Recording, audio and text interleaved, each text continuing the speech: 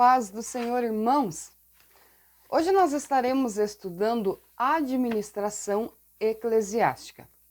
A administração faz parte do cotidiano do ser humano desde os tempos remotos até os nossos dias. Toda organização precisa de uma estrutura e precisa de ser bem administrada.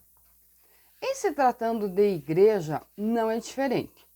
A igreja é o corpo de Cristo. Mas nós temos duas coisas na igreja, que é a parte organização e a parte organismo. Organismo significa eu e você, membros do corpo de Cristo. E Cristo sendo o cabeça da igreja, ou a cabeça da igreja. No caso, aqui se refere às coisas espirituais. Quem dirige a igreja é o próprio Senhor Jesus. Claro que os líderes da igreja precisam estar sob a sua orientação. Dentro desse contexto, é muito importante compreender que a igreja vai seguir um rumo em que o Senhor Jesus predeterminou. Quem é que cura na igreja? Jesus, através do Espírito Santo. Quem é que salva? A que nome os demônios se sujeitam? Tudo isso ao nome de Jesus. O que nós aprendemos aqui? A igreja como organismo. Então, na igreja tem cura, transformação, libertação, restauração, salvação. Os eventos que são promovidos com o objetivo espiritual das vidas ser tocadas, ser restauradas. O nome disso é organismo. Agora, na questão organização, nós precisamos sim de líderes que conduzam a igreja moralmente correta. Aqui fala da administração do tempo, do dinheiro, aqui fala da organização, e é sobre isso que nós iremos discorrer hoje. A palavra administração vem do latim, significa direção, tendência. E no grego, a palavra administração está ligada ao termo governo. Por que que a igreja tem um líder?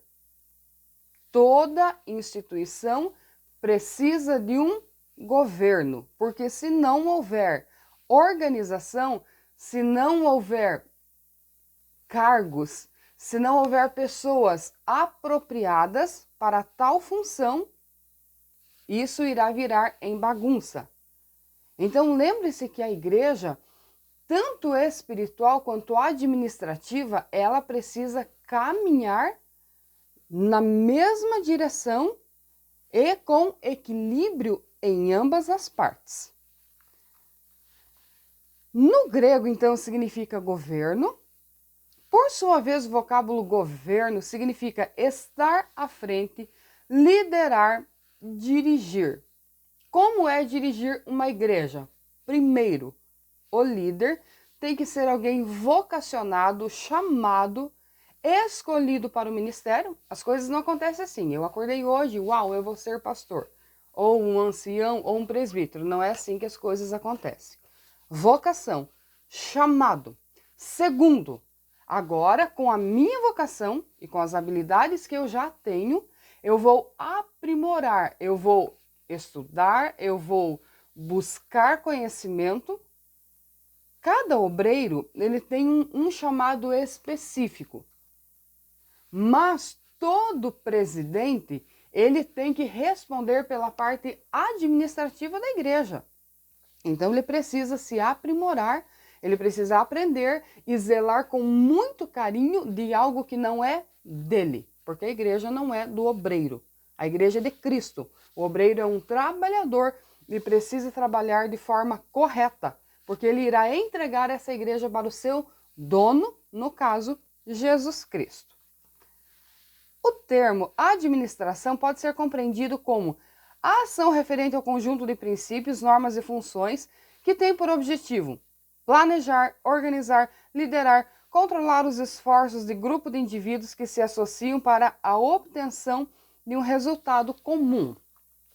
Falando agora genericamente, o líder, ele chega em uma cidade, como é o nosso sistema assembleiano, o líder chega em uma cidade e ele vai orar ao Senhor, pedir direção, porque aí o Espírito Santo, que está na igreja e que é o que faz as coisas acontecer, ele irá dirigir. Aí o líder irá descobrir os talentos das pessoas.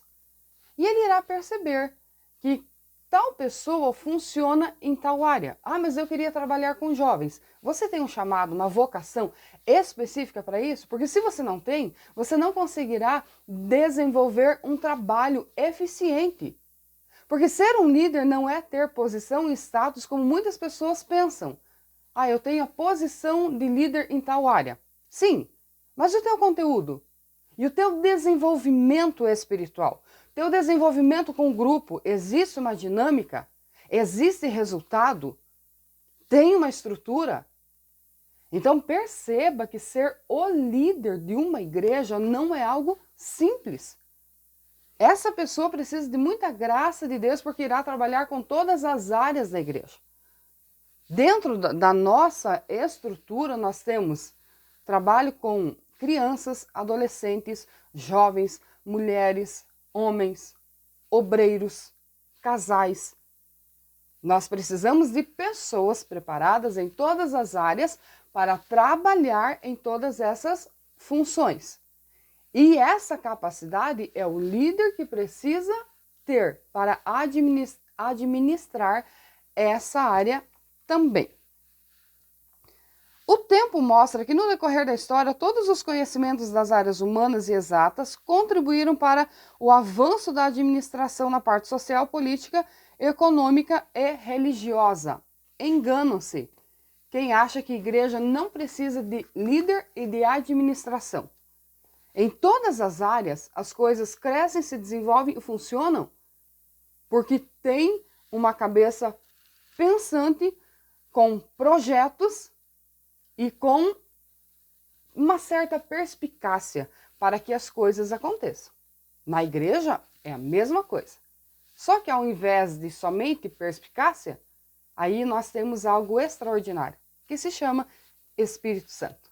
E quando a gente vai fazer algo na obra, o Espírito Santo conduz, dirige, ensina. É fantástico quando os crentes compreendem isso e quando fazem a obra de Deus com amor, com carinho e com dedicação e com objetivo comum, o crescimento.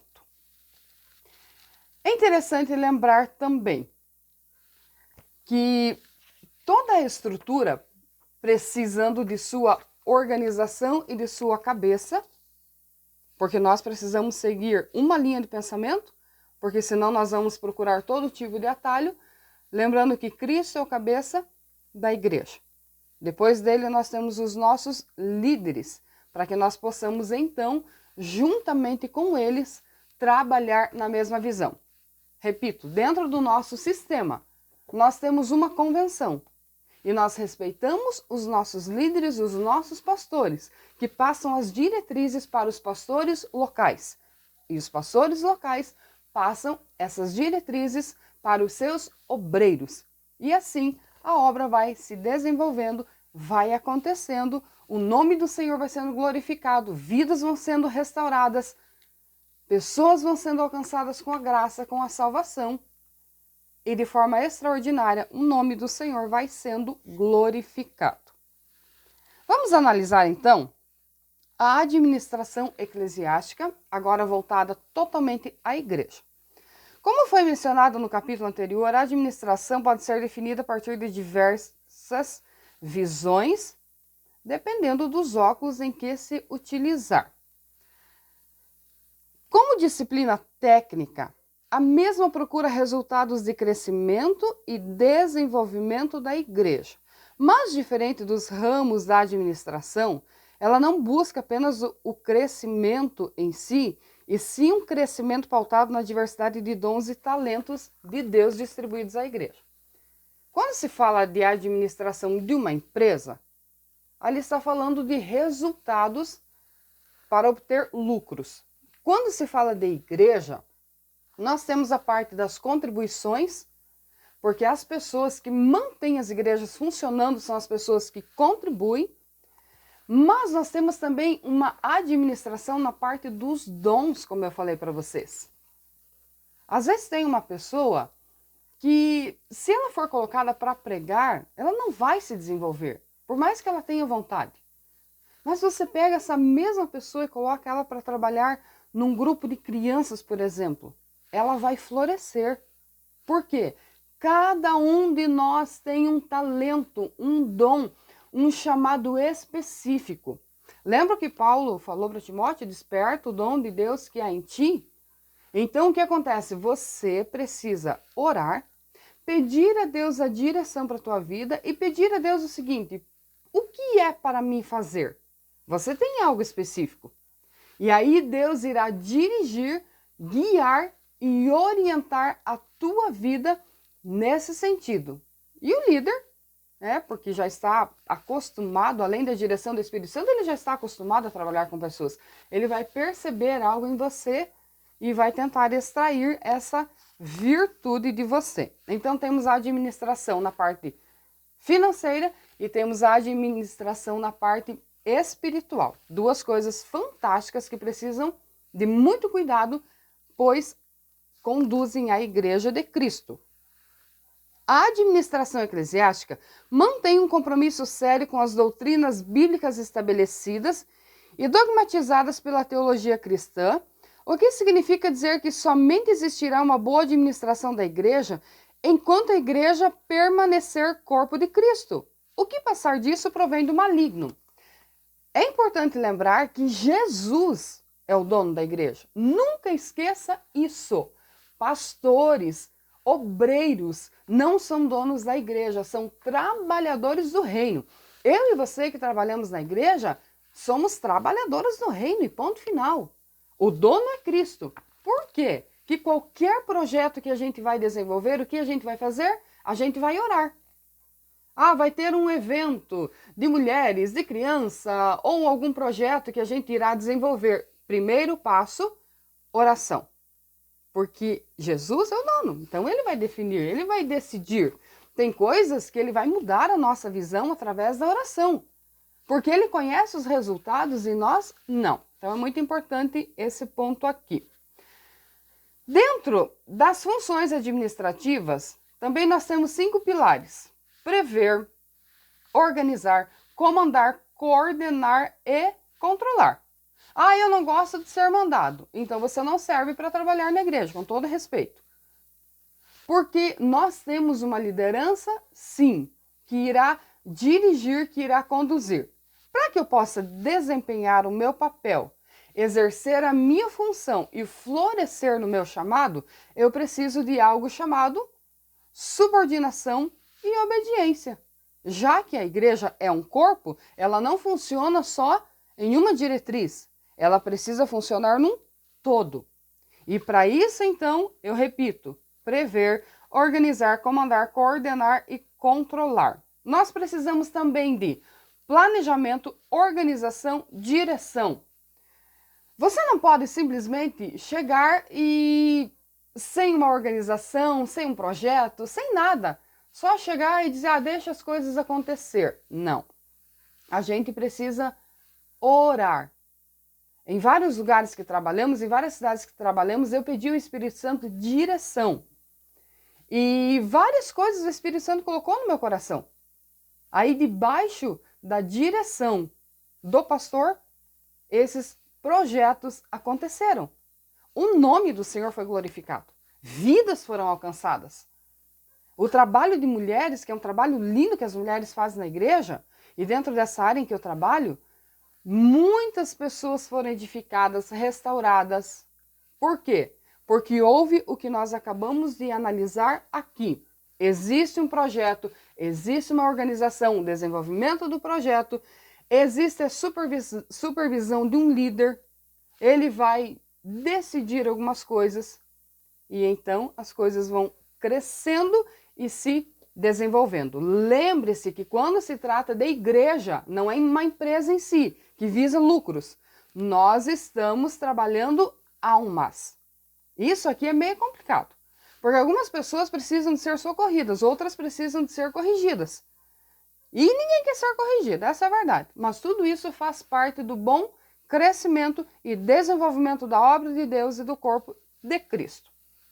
O planejamento visa a elaboração dos projetos e metas. Bem, elaborar um projeto.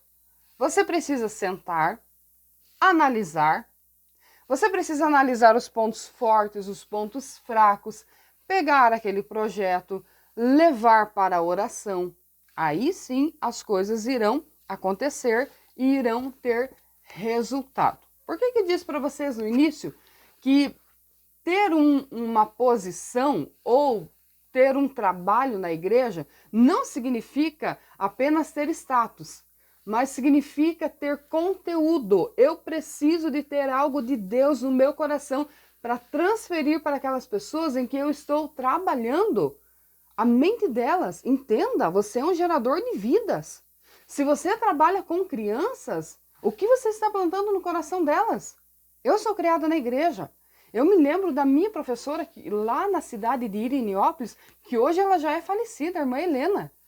Mas eu me lembro das escolas bíblicas. Gente, eu tinha 4 anos e eu tenho memórias. Então, o que você está ensinando para as crianças na igreja é fantástico, é muito profundo. Cuide com o que você irá ensinar. Quem trabalha com adolescentes é a mesma coisa, você está trabalhando a mente deles. Eles estão em fase de mudança hormonal, estão em fase de desenvolvimento, de autoconhecimento. Você precisa de conteúdo para ensinar essa classe. Jovens, a mesma coisa. E ali vai todas as faixas etárias. Então perceba que é muito sério isso aqui e nós precisamos da graça de Deus para que o nome do Senhor seja glorificado. E você está marcando vidas. Então marque elas com a palavra de Deus. Outro ponto importante, aí nós temos o planejamento estratégico. A Bíblia destaca a importância do planejamento estratégico, ou de ter bem calculado projetos na intenção de atingir resultados mais excelentes. Olha o que a Bíblia declara. Qual de vocês, se quiser construir uma torre, primeiro não senta, calcula o preço para ver se tem dinheiro suficiente para completá-la? Ou qual é o rei que, pretendendo sair à guerra contra outro rei, primeiro não se assenta e pensa se com 10.000 homens é capaz de enfrentar aquele que vem contra ele com 20.000? O nome disso é planejamento, orçamento. Ora, aqui está usando o exemplo de uma torre. Vamos trazer para os nossos dias. Você vai construir uma casa. O que você vai fazer? Tem muitos que querem construir pela fé. A fé ajuda. Mas você precisa de um desenvolvimento estratégico, um planejamento. Eu tenho tanto para iniciar. A menos que você se projete para construir por etapas, caso contrário, se você não tiver condições de manter o projeto, você não irá terminá-lo. Então perceba que é muito importante, não é sair assim na louca, como nós dizemos, os brasileiros, na gíria popular, mas é fazer as coisas com pé no chão e com planejamento. Quando se trata de igreja, gente, é muito mais sério. Repito para vocês, nós trabalhamos a mente das pessoas. Nós temos que gerar vida espiritual. Isso aqui é muito sério. Então precisa sim de um planejamento e de uma organização. Planejamento estratégico é uma técnica administrativa que, através da análise do ambiente de uma organização, cria a consciência das suas oportunidades e ameaças nos pontos fracos e fortes para o cumprimento da sua missão. O que é missão? É algo a ser cumprido. Eu fui chamado, eu fui comissionado para algo.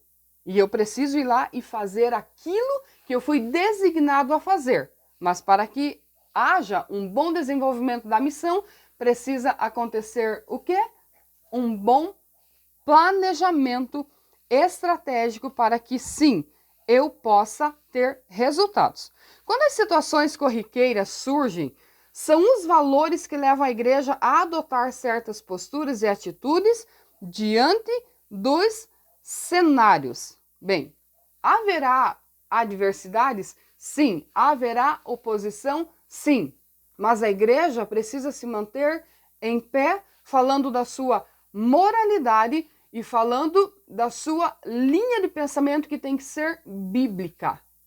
A nossa linha de pensamento, regrada, baseada na palavra, ela não irá agradar a todo mundo, não. Pode ter certeza que pessoas irão se opor, irão se levantar, irão criticar. Mas eu te dou um conselho pessoal. Quando alguém criticar o teu trabalho, você analisa a postura da pessoa. Você analisa os frutos. Tem fruto? Dê ouvido. Não tem fruto? Não dê ouvido. Agora, dê ouvidos sempre, sempre ao Espírito Santo. Quanto a isso, você não pode vacilar, você precisa, sim, de ter essa graça e essa orientação. Se referindo ao crescimento, a igreja cresce de acordo com a sua visão. Agora me refiro totalmente ao líder da igreja. Qual é a visão do líder? Irmãos, espiritualmente falando, quando um líder ele é temente a Deus e ele quer que as pessoas cresçam espiritualmente, ele vai investir nisso aqui. Ele vai ensinar princípios básicos e simples, mas profundos. Ele vai ensinar a igreja a ter uma vida de oração, de consagração, de estudo bíblico, porque, irmãos, colocar a palavra do Senhor em prática não é algo fácil, não é algo simples, é difícil. Mas o verdadeiro líder, ele vai motivar a igreja a se aprofundar na espiritualidade, a crescer, a ter vida com Cristo. Ele não está preocupado que você seja apenas um acompanhante, ele quer que você seja um discípulo. Agora, tem líderes que não têm comprometimento espiritual. Aí ele não vai se preocupar com a tua fé, com a tua alma, com o teu crescimento, com a tua moral. Ele vai deixar você ser o que você quiser ser. Ah, essa pessoa, esse líder é legal. Ele não é legal. Porque ele não está preocupado com a tua salvação. O verdadeiro líder se preocupa com o crescimento geral e espiritual. E as coisas vão acontecendo na visão do líder. Um líder que motiva a igreja a se santificar vai ter uma igreja que se santifica. Um líder que não está nem aí, que deixa as coisas andar assim, essa igreja vai refletir a sua visão. Agora tem um detalhe. Lembre-se que no final, todos nós, aqui fala desde pastor até o membro da igreja, todos nós daremos conta com Deus das nossas obras, das nossas atitudes e do nosso trabalho. Portanto, o nosso trabalho precisa ser relevante e organizado. Vamos agora à organização. A organização no contexto administrativo consiste em reunir meios e recursos materiais e humanos distribuídos racionalmente de tal forma, harmonizados, que possam funcionar como um todo com vistas a um bem comum. É o processo de colocar pessoas numa estrutura a fim de cumprir objetivos. Nós temos objetivos, nós temos metas espirituais a ser cumpridas. E é dentro disso que nós precisamos trabalhar. Uma forma muito utilizada pelas instituições eclesiásticas consiste em organizar a estrutura e dividi-la em departamentos. Nem todas as pessoas, nem todos concordam com a visão de departamentos. Mas dentro da nossa visão, nós dividimos os departamentos, porque as crianças, por exemplo, elas terão professoras especializadas que irão trabalhar com visual, com música, elas irão trabalhar com o que as crianças conseguem aderir melhor. Por que que a tecnologia, a televisão investiu tanto? Porque entre o que você ouve e o que você vê, o que você irá gravar? O que você vê. Você vai gravar uns 20% do que você ouve, mas 80% do que você vê. E sabe qual é a melhor maneira de você aprender as coisas? É fazendo. Por isso que dentro do Ministério Infantil, por exemplo, as professoras irão incentivar as crianças a desenhar, a escrever desenhos bíblicos, irão incentivar elas a ensinar, a fazer as atividades. Isso nunca irá sair das suas mentes. O que elas estão criando ali? Um discípulo. E, claro, dentro de cada faixa etária, um estudo apropriado aplicado. Repito para você, se você quer ser líder em uma área, se prepare, busque graça de Deus. Não é apenas querer liderar por estar na frente, é trabalhar com objetivo, com organização, com administração e visando o crescimento. Esse é o objetivo. Uma igreja pequena dificilmente terá todos os departamentos, todavia isso não impede que tenha alguns departamentos com vista ao envolvimento de todos. Sejam crianças, adolescentes, adultos, enfim, temos essa realidade também. Uma igreja grande, com muitos membros, dá para trabalhar toda essa parte de divisão de departamentos.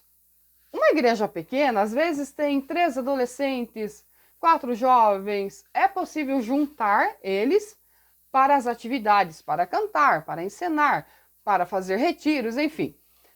Mas você pode trabalhar pessoalmente as dificuldades deles. Quando o grupo é menor, você consegue descobrir os problemas de cada um e você consegue alcançar eles. Para isso também precisa de ter um bom relacionamento do líder com os seus liderados. Precisa de ter autoconfiança, precisa de várias questões para que possam, assim, trabalhar bem. Formas de governo eclesiástico. Basta lembrar que a Igreja Apostólica tinha uma estrutura funcional muito simples, que se limitava a reuniões nos lares e observação dos ensinamentos dos apóstolos. Qual é a diferença da igreja atual para a Igreja dos Apóstolos? Isso aqui é crucial, porque tem pessoas que colocam na internet, porque os discípulos andavam a pé. Sim, não tinha carro. Porque os discípulos não faziam isso, não faziam aquilo. Gente, são 2000 anos que diferenciam o tempo. Não o princípio, mas o tempo. Vamos agora à Igreja Apostólica. Eles tinham um templo? Não. Então eles se reuniam nas casas. Posteriormente, quando foi construído o templo, aí eles transferiram a adoração para o templo, mas no início não tinha. Então, fazia-se o culto nas casas. Faz culto nas casas hoje? Sim, claro que acontece os cultos nas casas. O que nós chamamos de culto doméstico, sem problema nenhum. Mas nos nossos dias as pessoas são incentivadas a vir para a igreja, porque hoje tem igreja, hoje tem templo, hoje tem uma estrutura diferente. Então é muito importante compreender isso aqui. Outros historiadores da igreja, falando sobre o período, afirmam que naqueles tempos primitivos, cada igreja cristã era composta do povo, dos oficiais presidentes e dos assistentes ou diáconos. Opa! Não temos um templo, mas temos uma organização. Vou repetir para você. Tinha o presidente, tinha assistente e tinha diáconos. Cada um com a sua função. Irmãos, outra coisa importante. Eu gosto de falar as coisas assim, meio direto, não se escandalize. Cada pessoa na sua função. O presbítero tem uma função bíblica, tem que cumprir. Diácono tem uma função bíblica, tem que cumprir. Pastor tem uma função bíblica, tem que cumprir. Cada um com a sua vocação, cada um com o seu chamado. O que nós vemos hoje nos nossos dias em algumas situações, não em todas, tá? Porque a Igreja de Cristo ela é abençoada, mas algumas situações de pessoas imaturas, nós ainda vemos um querendo exercer a função do outro. Se você é diácono, você não foi chamado para ser pastor, não tente interferir na função do outro. Cada um precisa desempenhar o seu papel e todos são importantes. Aqui está o segredo. O pastor é mais importante do que o diácono. A Bíblia não diz isso. Nós somos todos iguais. Agora, em questão de hierarquia e de responder com responsabilidade à altura do compromisso, aí tem diferença sim. Vamos analisar. Em tempos atuais, as formas de governo que mais se destacam são episcopal, presbiterial, congregacional e sistemas mistos. Episcopal qual é? O termo episcopal procede do adjetivo grego episcopos, que é geralmente traduzido como supervisor e, por extensão, bispo. Algumas igrejas evangélicas têm líderes que se chamam bispo.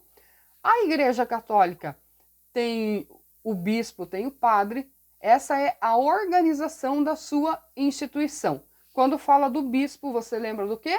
Que ele é um dos líderes principais e que as diretrizes vêm através dele. Tal estrutura de governo eclesial ocorre ainda na Igreja Católica Romana, na Igreja Ortodoxa Grega, na Igreja Anglicana, na Igreja Metodista Tradicional e na maior parte das igrejas orientais.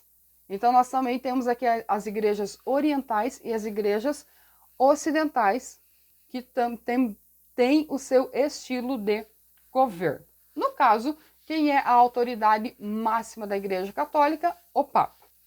Vamos agora ao sistema presbiterial. A palavra presbítero é oriunda do vocabulário grego e geralmente é traduzida como ancião ou velho. Nas escrituras do Novo Testamento, esse título é intercambiável com pastor e bispo. O título presbítero, dessa forma, era atribuído a um líder eclesiástico responsável por determinada área. A designação presbitério, por sua vez, é traduzida como concílio de anciãos ou concílio de líderes regionais. O sistema de governo presbiteriano é aquele que está estabelecido sobre a liderança dos presbíteros. Os presbíteros, nesse sistema, geralmente são formados por duas classes de presbíteros: os mestres, que são os pastores ordenados, e os dirigentes. Quando a Bíblia usa o termo presbítero, ela estava se referindo ao líder da igreja, que nos dias de hoje é o mesmo pastor. Então, aqui duas classes. Tem o presbítero, que no caso é o pastor, que é o líder, o chefe, para você compreender. E depois nós temos os outros presbíteros, que são os trabalhadores e ajudantes da obra. Isso funciona no nosso sistema, o pastor como líder e os obreiros que estão na retaguarda trabalhando. Lembrando, falando de importância, que todos são importantes. Porque um pastor não trabalha sozinho, ele trabalha com obreiros, ele trabalha com vocação, ele trabalha com talentos, ele trabalha com homens que estão na retaguarda. Vou usar um exemplo muito simples, como uma guerra. Tem o general, que é o que determina as estratégias de batalha, mas ele tem seus grupos para colocar em tal área, em tal função, tal estratégia vai ser para tal grupo, e assim as batalhas vão sendo ganhas, e no final tem-se uma vitória total. Igreja é a mesma coisa, precisa de organização. Se não houver organização em uma igreja, não haverá sucesso da missão. Guarde, coloca isso no teu coração, porque isso é muito sério e isso é muito importante. Vamos agora ao sistema congregacional. A expressão congregacional ou independente é aplicada a qualquer grupo eclesiástico que seja autônomo em suas questões administrativas. Cada igreja nesse sistema é individual e local, sendo, portanto, administrada por seu próprio governo, mediante a voz da maioria dos membros. Esse tipo de administração é comum entre os batistas, congregacionais, os independentes. Vamos fazer uma comparação aqui? As nossas igrejas, elas têm um sistema de governo e elas são subordinadas à nossa liderança, à nossa convenção. Nós percebemos que esse outro estilo de governo é uma igreja que ela é independente. Cada igreja na sua cidade é independente no seu governo, ou seja, ela não depende da aprovação de alguém, de um líder maior que venha que determine. Cada um faz na sua igreja o que quer.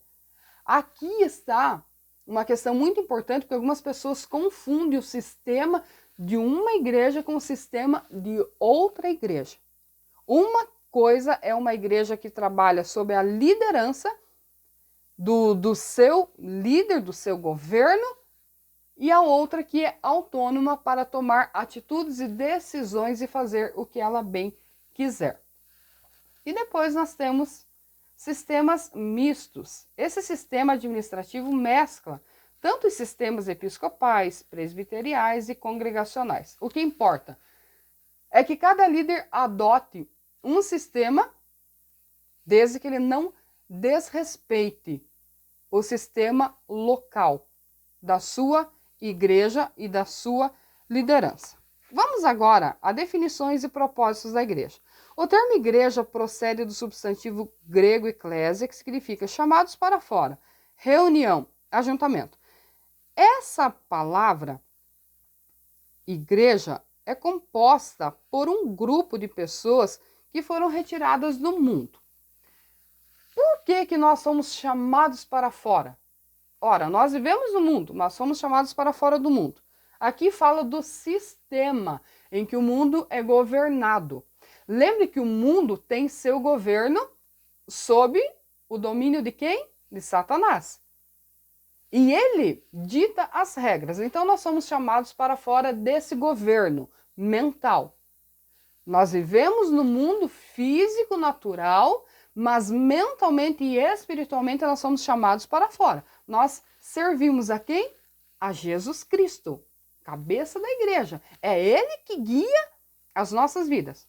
Ora, mas se algumas pessoas são crentes e não servem, não seguem a Cristo, elas não estão no corpo.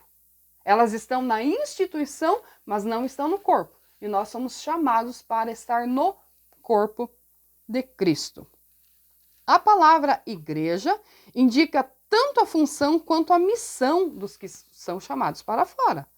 A igreja não foi chamada para ficar entre quatro paredes, mas a sua responsabilidade e missão dirige-se àqueles que ainda não ouviram falar de Cristo. Qual é a principal missão da igreja? Pregar o evangelho. Olha o que diz Marcos 16 e 15. Ide por todo o mundo e pregai o evangelho a toda criatura. Essa é a função da igreja. Com tudo isso que nós vimos até agora, toda essa organização, toda essa administração, tudo isso faz parte da igreja, mas a missão principal da igreja é pregar o evangelho. O que nós fazemos dentro da igreja? Pregamos o evangelho para os crentes, porque eles precisam de crescimento. O que nós fazemos fora? Pregamos o evangelho, porque as pessoas precisam de ter um encontro real com Cristo. Então, toda igreja, a sua marca principal é levar o nome de Cristo adiante, é pregar o evangelho e glorificar o nome de Cristo. Esse é o objetivo da igreja. Vamos agora, sendo a igreja a expressão do reino de Deus e organismo vivo, sendo o corpo de Cristo, ela possui propósitos divinos e princípios que regem os mesmos. É importante lembrar, né, que o dono do projeto, ele tem suas diretrizes, ele tem sua estrutura. Então Jesus tem as diretrizes que eu e você, como membros, devemos seguir. Tais propósitos formam um conjunto de atividades que Jesus confiou à igreja, a fim de que a mesma possa desempenhar a propagação do reino de Deus. Destaca-se a seguir alguns dos propósitos da igreja e os princípios que os regem. Vamos lá. Adoração. A adoração por parte da igreja consiste em contemplar o divino e admirá-lo com amor tal que ele nos amou.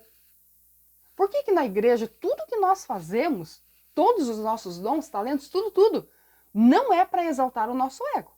As pessoas que agem dessa maneira, elas nem entenderam o evangelho. Tudo que nós fazemos na igreja, o centro é Deus. Quando a gente canta para quem? Para Deus. Quando a gente prega, a gente tem que pregar na direção de Deus.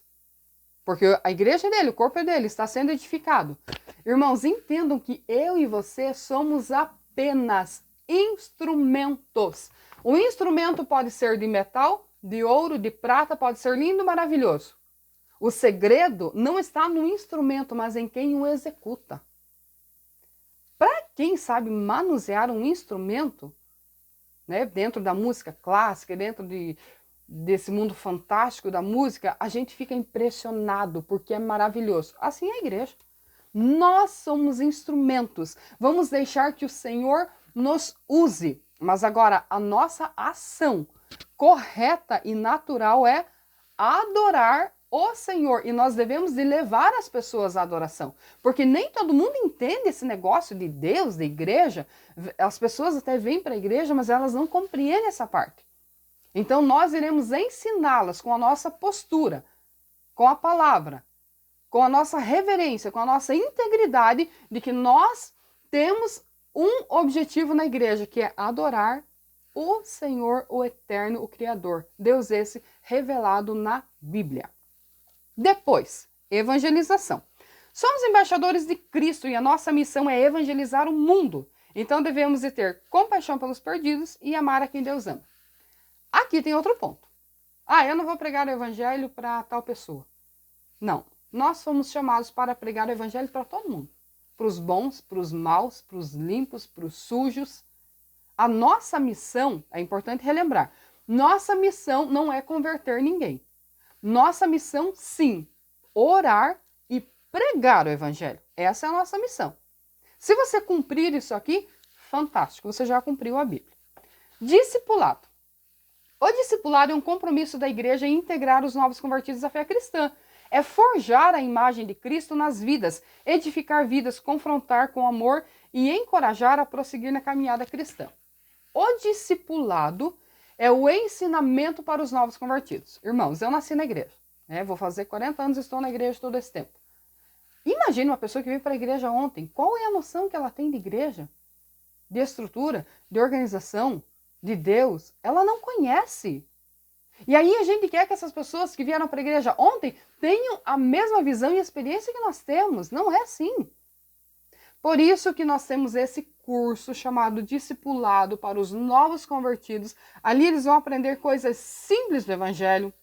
Quem é Jesus? Por que Jesus veio? A importância dele. A infiltração dele no corpo de Cristo. Sabe? Coisas básicas, mas importantes. Então o discipulado tem essa missão fundamental. Agora, tem um detalhe, tem que ter amor, tem que arder o coração para transferir a palavra de Deus para as outras mentes e corações. Depois nós temos comunhão.